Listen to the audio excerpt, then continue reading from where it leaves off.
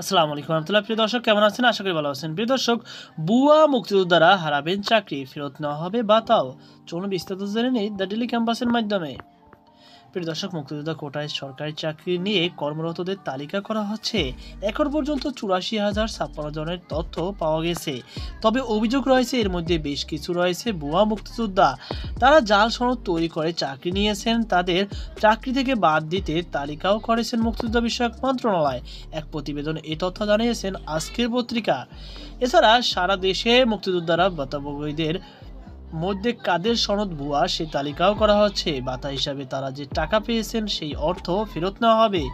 যাদের বিরুদ্ধে ভুয়া সনদে চাকরি নেওয়ার প্রমাণ পাওয়া যাবে তাদের বিরুদ্ধে বিধি মোতাবেক শাস্তিমূলক ব্যবস্থা নিতে তাৎক্ষণিকভাবে সংশ্লিষ্ট মন্ত্রণালয়ে সুপারিশ পাঠাবে মুক্তিযুদ্ধ বিষয়ক মন্ত্রণালয়। মুক্তিযুদ্ধ বিষয়ক মন্ত্রণালয়ের সচিব ইশরাত চৌধুরী বলেন, ভুয়া সনদে যারা চাকরি নিয়েছেন তাদের শাস্তি হতেই হবে। তাদের বিরুদ্ধে ব্যবস্থা নিতে আমরা তাৎক্ষণিকভাবে জনপ্রশাসন মন্ত্রণালয় এবং যেসব মন্ত্রণালয়ের অধীনে চাকরি নিয়েছেন সেসব মন্ত্রণালয়কে জানাবো। বিধিগত ব্যবস্থা নেওয়ার সুপারিশ করা হবে। ভুয়া সনদে তৈরি করে যারা আর্থিকভাবে সুবিধা নিয়েছেন তা ফেরত নেওয়া হবে। ছাত্র জনতার গণ অভ্যুত্থানে সরকার পতনের পর মুক্তিযুদ্ধ বিষয়ক উপদেষ্টা ফারুক-ই আজম গত আগস্ট মুক্তিযোদ্ধা কোটার চাকরিদারীদের তালিকা করার নির্দেশ দেন। এরপর মুক্তিযুদ্ধ বিষয়ক মন্ত্রণালয় মুক্তিযুদ্ধ কোটায় চাকরিরতদের তথ্য জানতে চায় সব মন্ত্রণালয় এবং বিভাগকে চিঠি দেওয়া হয়। মুক্তিযুদ্ধ বিষয়ক মন্ত্রণালয় সূত্রে জানায়, এ পর্যন্ত বিভিন্ন মন্ত্রণালয় ও বিভাগ থেকে পাঠানো তথ্য পর্যালোচনা করে দেখা গেছে মুক্তিযুদ্ধ কোটায় সরকারি চাকরি নিয়ে কর্মরত রয়েছেন ৮৪,০৫৬ জন। তবে দু একটি দপ্তর থেকে এখনো তথ্য পাওয়া যায়নি। সেসব তথ্য আসার পর এই সংখ্যা কিছুটা হয়তো বাড়তে পারবে। নাম প্রকাশে অনিচ্ছুক এক কর্মকর্তা বলেন, মুক্তিযুদ্ধ বিষয়ক মন্ত্রণালয়ে আসা তালিকার অর্ধেক যাচাই করা হয়েছে। এর মধ্যে অনেকেই মুক্তিযোদ্ধার সনদ খুঁজে পাওয়া যায়নি। এখন পর্যন্ত কতজনের সনদ পাওয়া যায়নি সেই সংখ্যা আলাদা করা হয়নি। সব তালিকা যাচাইয়ের পর এসব তথ্য আলাদা করা হবে। শিক্ষা মন্ত্রণালয় মাধ্যমিক উচ্চশিক্ষা অধিদপ্তর মাওসী বিভাগ তাদের অধীনে প্রতিষ্ঠানগুলোতে ৫৬ জন মুক্তিযোদ্ধা কোটায় চাকরিতে থাকার তালিকা দিয়েছে। তাদের মধ্যে ৬ জন সনদের তথ্যই পাওয়া পায়নি মুক্তিযুদ্ধ বিষয়ক মন্ত্রণালয়।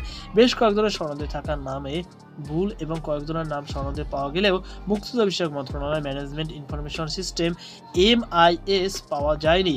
গত জুলাইয়ের বৈষম্য বিরোধী ছাত্র আন্দোলনের ব্যানারে সরকারি চাকরিতে কোটা পদ্ধতি সংশোধনের দাবিতে আন্দোলনের নামে শিক্ষার্থীরা এই আন্দোলনে সারা দেশে ছড়িয়ে পড়ে। সরকার কোটা পদ্ধতি সংশোধন করলেও পরে তা সরকার পতনে এক দফায় আন্দোলন রূপ নেয় এবং ছাত্র জনতার আন্দোলনের মুখে ৫ই আগস্ট দেশ ছাড়তে বাধ্য হয় শেখ হাসিনা।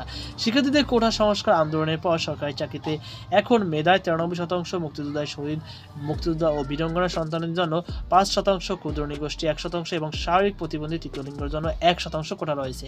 গত ২৩শে জুলাই কোটা পদ্ধতি সংশোধনের আগে মুক্তিযুদ্ধ বিষয়ক পোষ্যদের ৩০% সহ ৫৬% কোটাধারীদের জন্য বরাদ্দ ছিল। তবে কখনোই সরকারি চাকরিতে মুক্তিযুদ্ধের পোষ্যরা ১০% বেশি নিয়োজিত ছিলেন না বলেও জানা গেছে সরকারি চাকরিতে বেসামরিক প্রশাসনেও এখন ১৪,৪৩,৫১৮ জন কর্মরত রয়েছে। তাদের মুক্তিযোদ্ধা কোটায় চাকরি নিয়ে কর্মরত রয়েছে ৮৪,০৫৬ জন। এই হিসাবে ৫.৮২% কর্মচারী মুক্তিযোদ্ধা কোটায়। যেভাবে হচ্ছে তালিকা, মুক্তিযোদ্ধা সব ধরনের তালিকা যাচাই করে ২,০৬,০৫১ জন বীর মুক্তিযোদ্ধা বিস্তারিত তথ্য সমন্বিত তালিকা প্রকাশ করছে মুক্তিযুদ্ধ বিষয়ক মন্ত্রণালয়। কয়েকজন আপিল বিভাগের আবেদনে নিষ্পত্তি না হয় সমন্বিত তালিকা আরও কিছু নাম অন্তর্ভুক্ত করা হবে। তাদের মধ্যে যাদের নাম MIS এ রয়েছে তারা ভাতা পাচ্ছেন।